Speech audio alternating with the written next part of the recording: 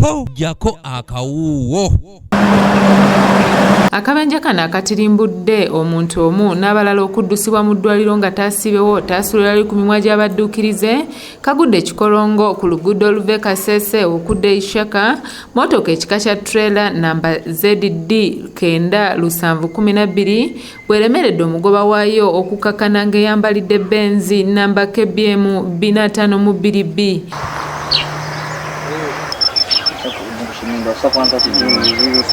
Afudde Joseph Mukwana Masinde wa myaka 46 ng'abadde munnakenya era ng'abamu ku bantu ababaddewo ng'enjege eneegwawo bannyonnyodde.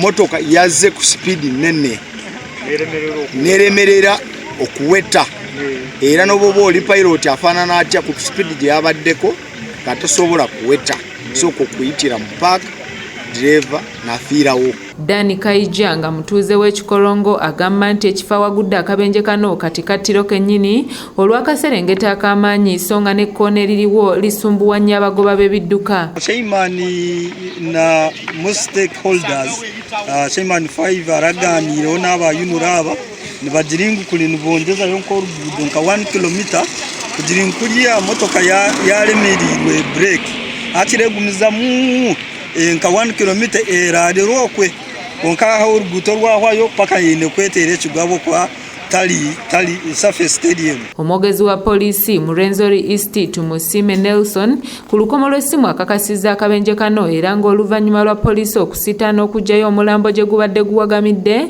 gutwaliddwa mu ddwaliro okwongera okwekebejjebwanga n'okunoonyereza ku kabenje kano bwe kugenda mu maaso.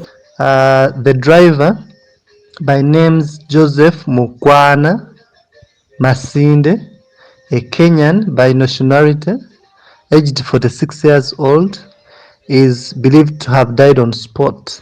By the time we are making this news, the traffic police of Katweka Batoro was on the ground to remove the dead body from the wreckage.